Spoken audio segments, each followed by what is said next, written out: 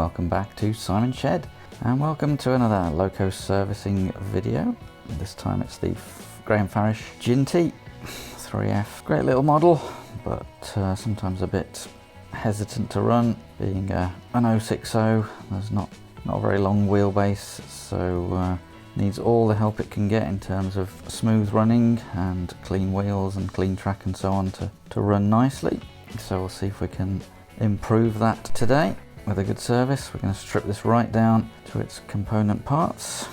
Surely there can't be that many parts to a little loco like this, but we're about to find out. Right, let's get straight into it and remove the 3 screws on the bottom at the back, at the holding the base keeper plate in. Be interesting to see inside this one after the 2MT that we looked in with the coreless motor, to see what we got inside. So off come the 2nd and 3rd screws there, and carefully lift the base keeper plate up to reveal not very much underneath, really. You can sort of remove the wheels and running gear, so I did that, and we'll give that a clean separately.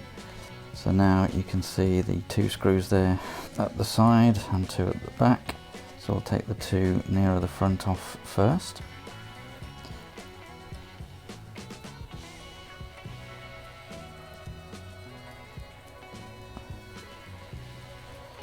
Not sure if I need to be. I'm always paranoid when I take the wheel sets off that I'm going to lose the sort of quartering position and the wheels aren't going to be correctly aligned on either side. So I was very careful not to mess with that. So we take the 2 screws out at the back as well. We should now be able to ease the body up. That's sort of hinged at the front where it clips in, and very carefully lift that up and away. So there we can see we've got the, again, what looks like a coreless motor, which is good to see, and the circuit board, and the coupling just fell out.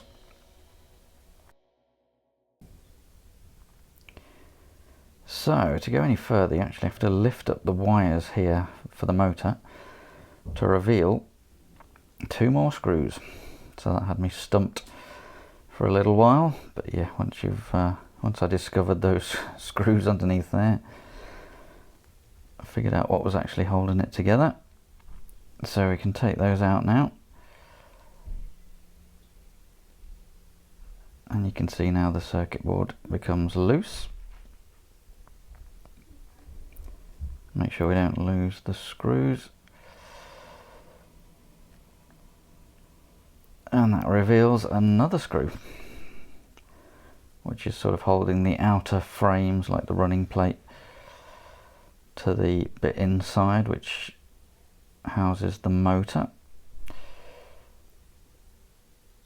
So that comes out too, and there's one at the front, and then hopefully we can actually separate the running board from the rest of the model. So we're starting to build up quite a few separate pieces here. There we go. Careful with the wires that you don't put any pressure on those as you slide it out.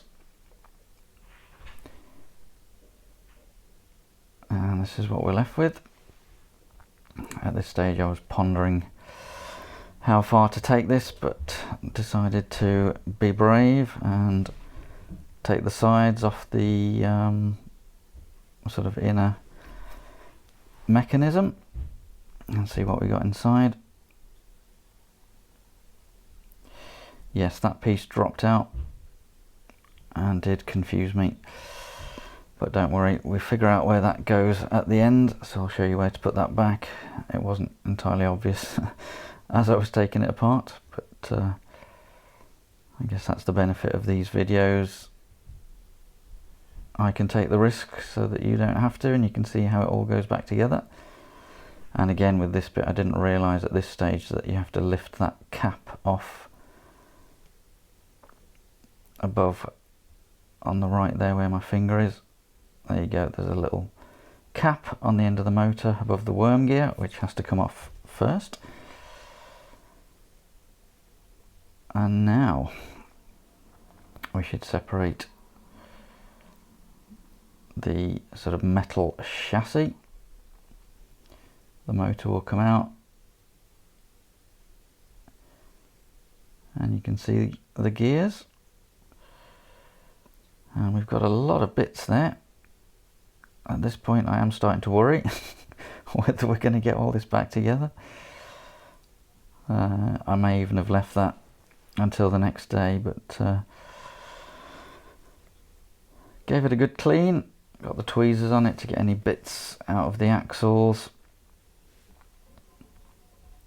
and generally wiped any old sort of grease off. As I say, got all the dirt out with the tweezers from the wheels, and then it's onto the trusty DAP oil once again to sort of re-grease everything. Make sure these, not entirely sure whether these are bearings, proper bearings, or whether they're just metal bushes, but at least it's not sort of sitting directly on the plastic, so that's good to see. And yes, I did remove the, I think it's 4 tiny gears. Give each one a clean, and I sort of oil the posts that they sit on, just to make sure everything's nice and free, and obviously clean that up as well first. And then look back at my video to make sure I was putting these back in the right order. It's not too difficult to work out, but it's good to have a video that you can go back and reference things on, just to make sure.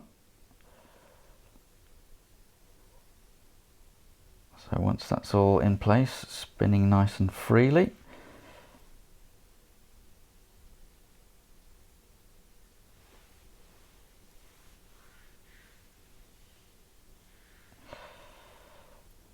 as usual, possibly used too much oil there. A bit more on the worm gear for luck. Yeah, I think I did take some of that off. Now, place your bets, can I actually get this all back together or not? Because yeah, it's in a surprising number of tiny little pieces. So pop the motor back on top and the sides back together, and screw the sides back together. Obviously make sure the worm gear meshes nicely with the gears underneath. Now here's that black metal plate, so it goes on that end. Pop the cap back on the worm gear. So yeah, the black metal plate goes on the sort of back of the loco. You can see it, you can just see it there. It's the sort of shorter bit that's sticking out. And we slide all that back in and pop the 2 screws back in. You can see there they do have washers on, so make sure you don't lose those. So reattach that to the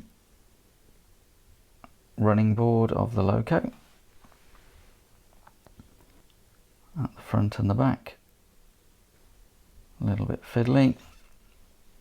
I don't want to cut out all of the fiddly bits and make it look too easy, but yeah, I won't make you watch all of the clips where I dropped the screw and had to start again. So now that we've done that, we have to put these in, and as you can probably tell by the circuit board, this is where the electrical contacts are, so these are quite important to not over tighten them, but just make sure there is a contact there on both of these screws so that the power can come through.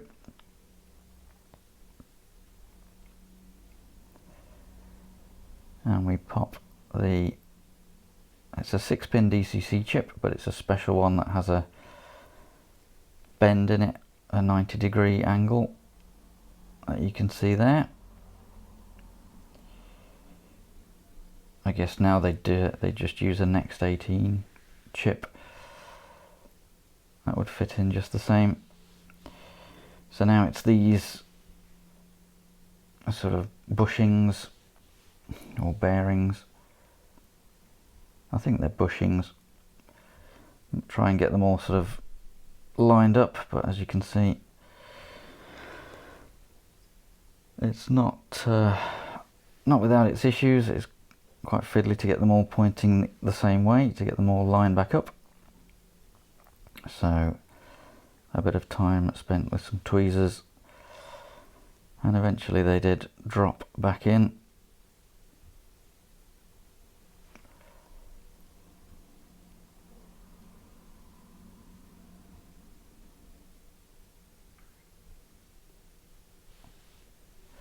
Tend to do these over several days,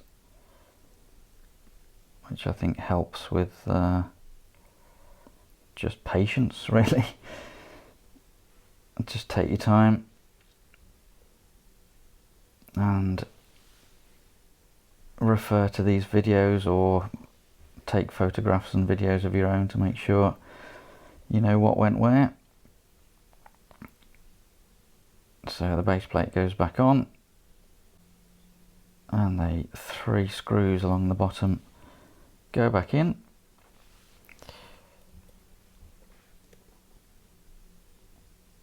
I don't think I tested this before I put it back on the track, so at this point I'm just keeping everything crossed and hoping it runs again. There we are, the final screw goes in. And now we just got to get the body back on, so you can see the sort of tabs at the front. They need to go in first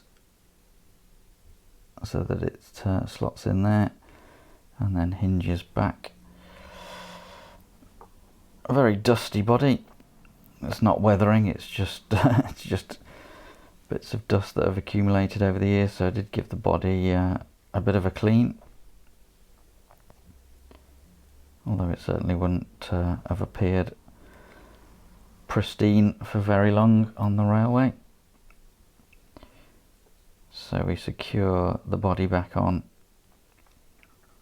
with those 4 screws, 2 at the back there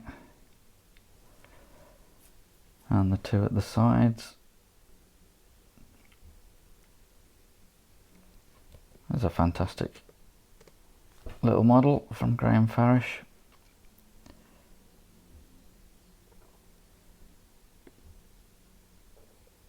Final screw goes in. Let's head back to the track. She's all back in one piece. It's a miracle, but will she run? And she's back on the track and had half an hour running in each way.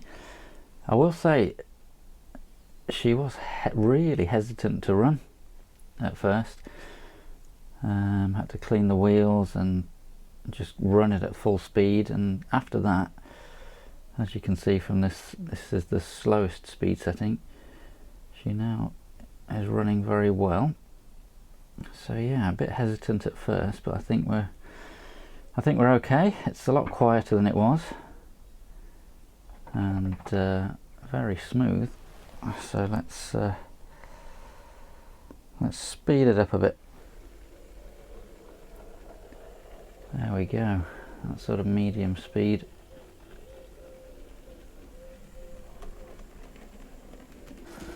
And top speed, probably too fast, to be fair.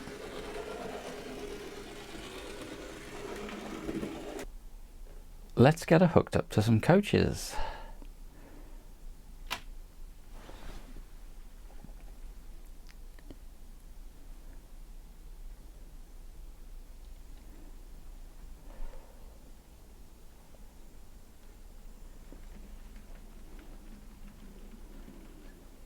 Looking good.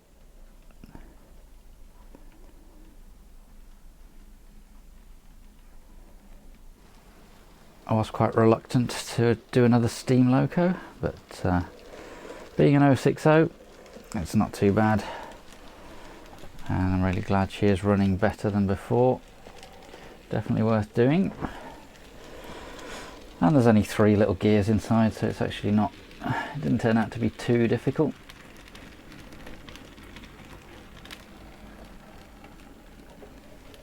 But yeah, she's running very nicely now. It's another good service done and dusted. So thanks very much for watching, and I'll see you soon.